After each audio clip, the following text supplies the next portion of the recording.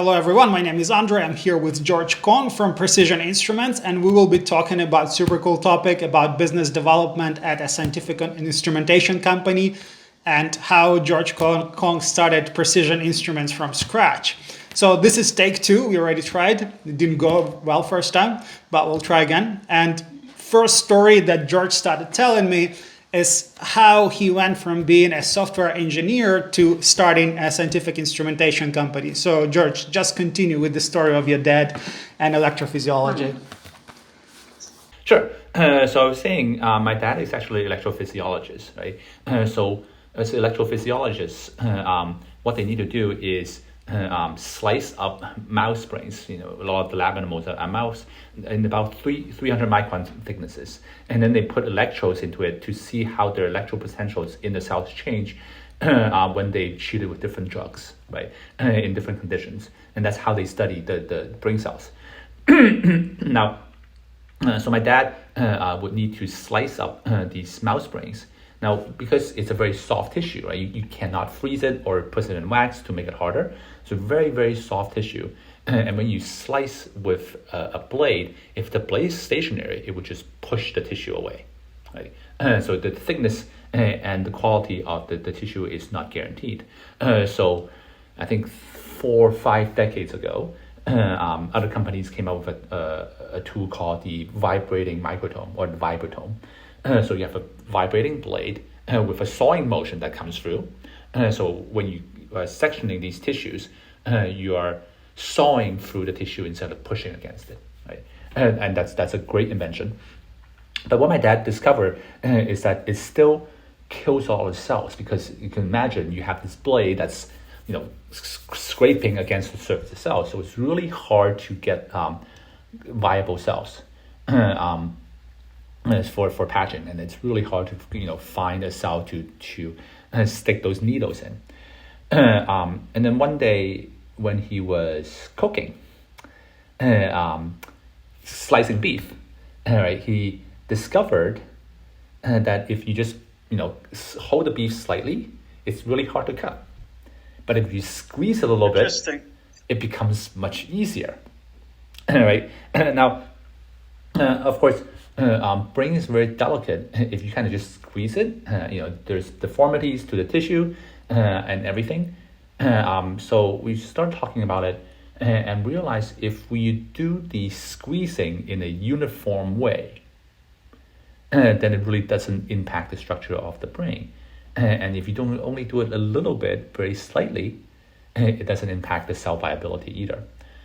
So that's how we came up with the compressstome, which allow using our technology right before we section the brain or the soft tissue, we provide a uniform 360 degrees compression on the brain or the tissue, which allows us, which makes the tissue firmer and easier to cut. So we, with our vibrating blade, we could come through and section much faster at a much lower vibrating frequency.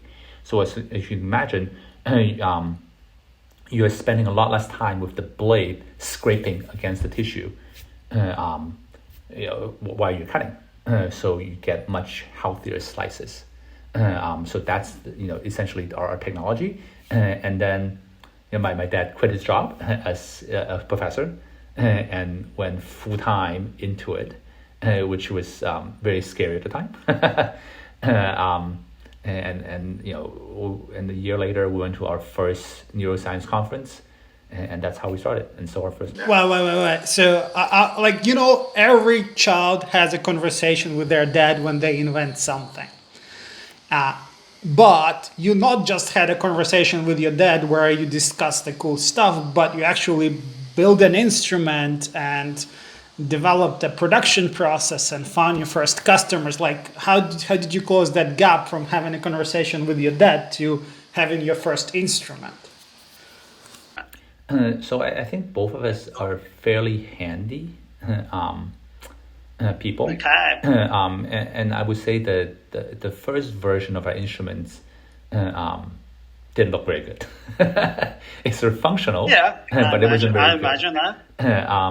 Since 2004, where we had our first version of the product, we must have revved the product at least a major revisions 4 times, minor revisions, I would say hundreds of times. So it's little by little, we kind of make it better and better. But I think I would say the first product was ugly, but it was functional. It worked well. Okay. So that first gap. Okay, now it makes sense. If both you and your dad are very handy and you like doing things with your hands, okay, I can see where the instrument came from. But how do you go from an instrument that you made to selling your first 10? Like, that's another major gap that stands in the way of any person who wants to do entrepreneurship.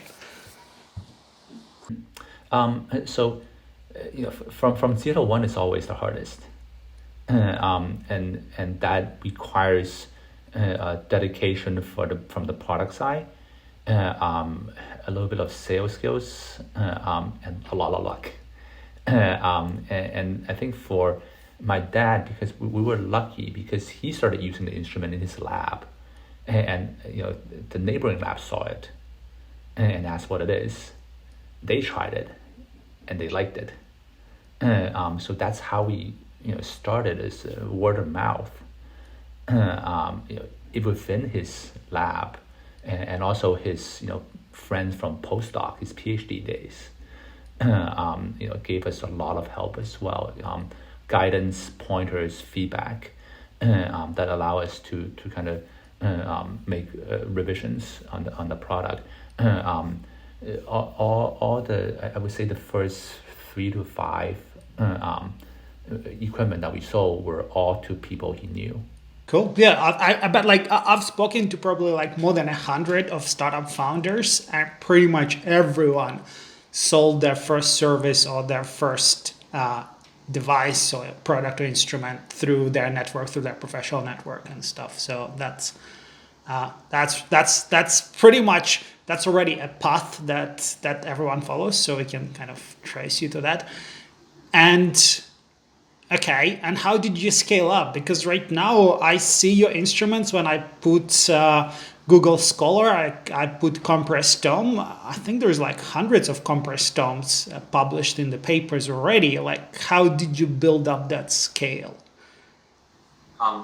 So we're actually close to 1,000 of references now. Wow. I think most professors, not all, I would say most professors are not great salespeople.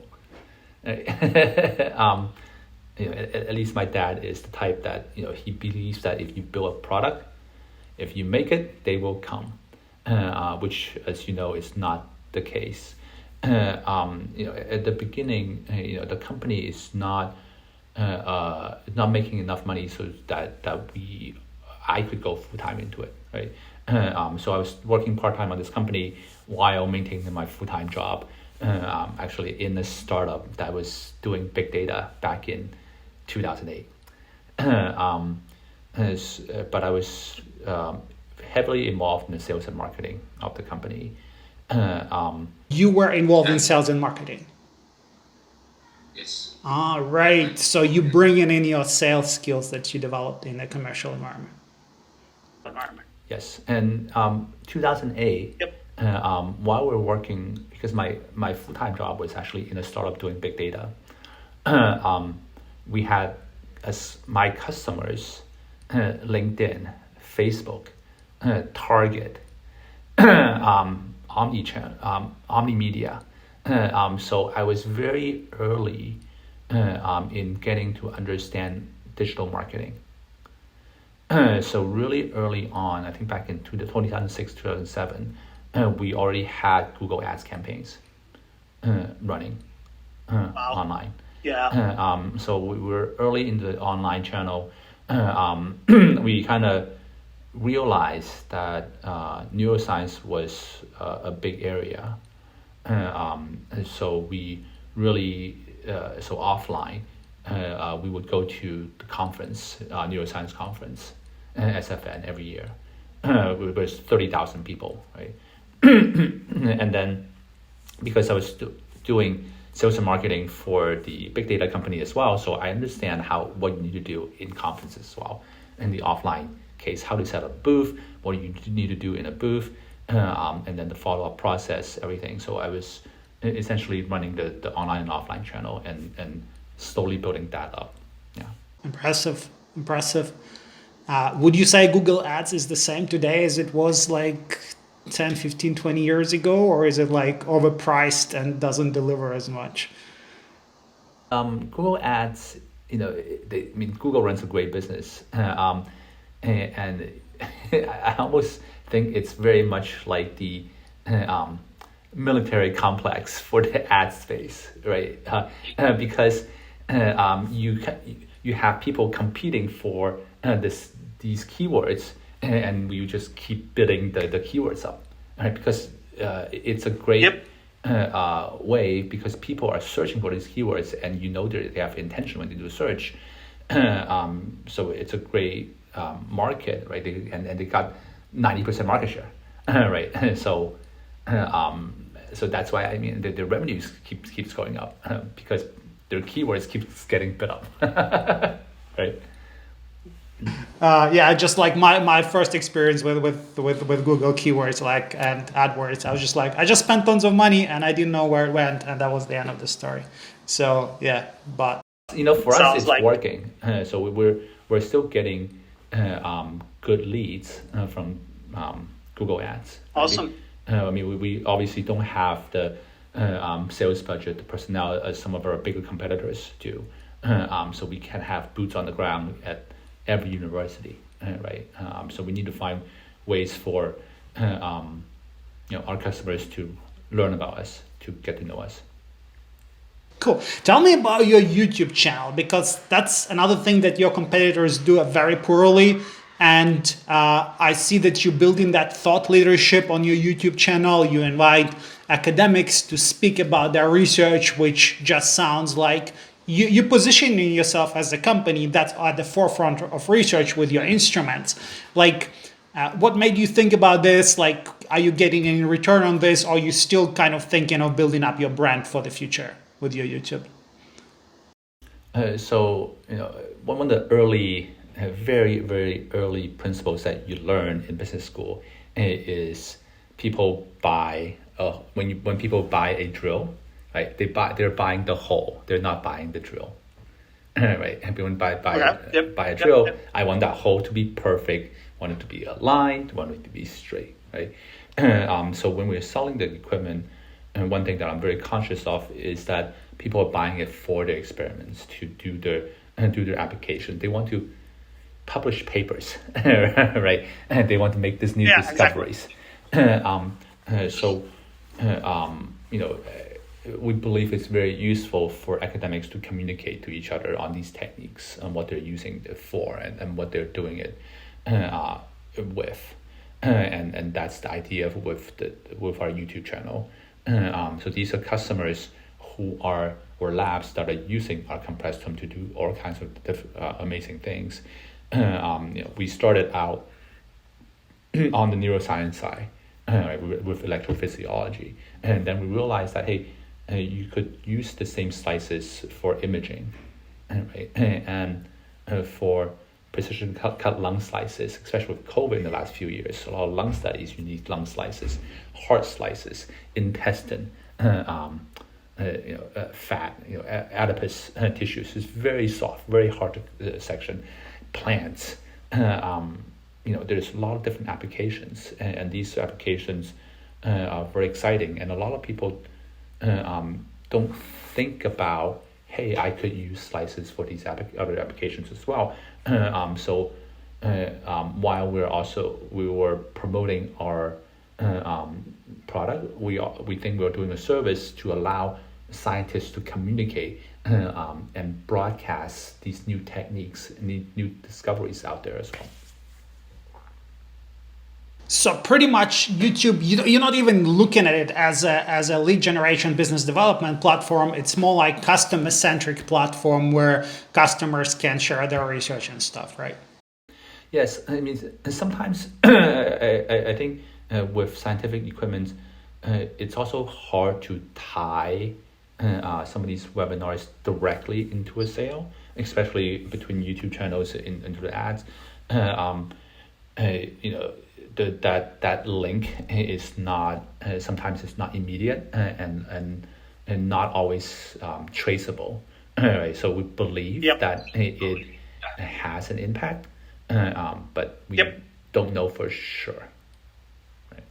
Fair enough. So it's not like as measurable as conversion on Google Ads. Gotcha. Really cool story you told me when I first spoke to you was about selling scientific instrumentation over video calls when COVID started, and pretty much you guys continuing with selling over video calls. And something like I sold scientific instrumentation would never cross my mind to do a demo over a video call, but you guys, sounds like you switched to it pretty easily or switched to it and you're continuing doing that. Could you share that story of how you sell your instruments over video? So for us, because we started out on the digital side very early, we were never really heavy like with people on the ground. And it just didn't make sense because we have a very narrow SKU and very few products, right? Whereas other companies with a lot of products, it might make sense for them to have people like scouring different university labs. And for us, this just didn't make sense. So we have to be very good on the digital side early on.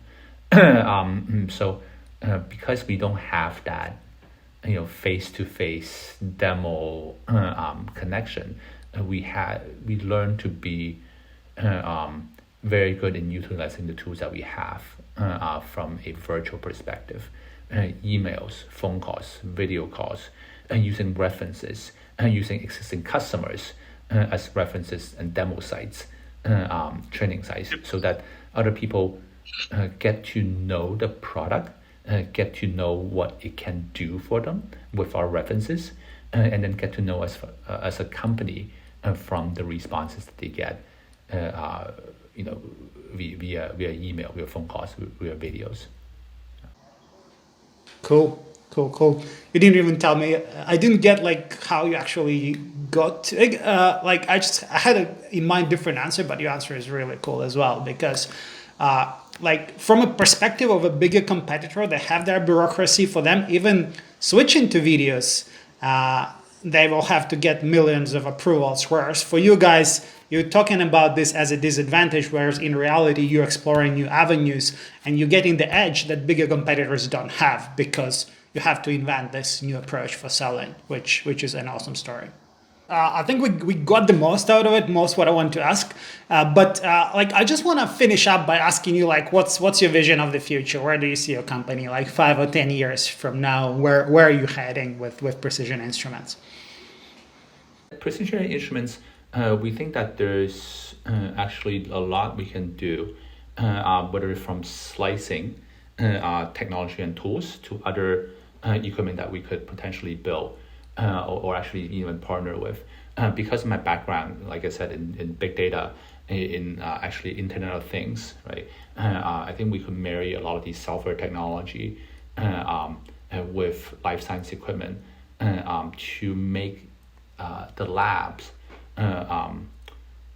more intelligent and make servicing of these equipments more intelligent.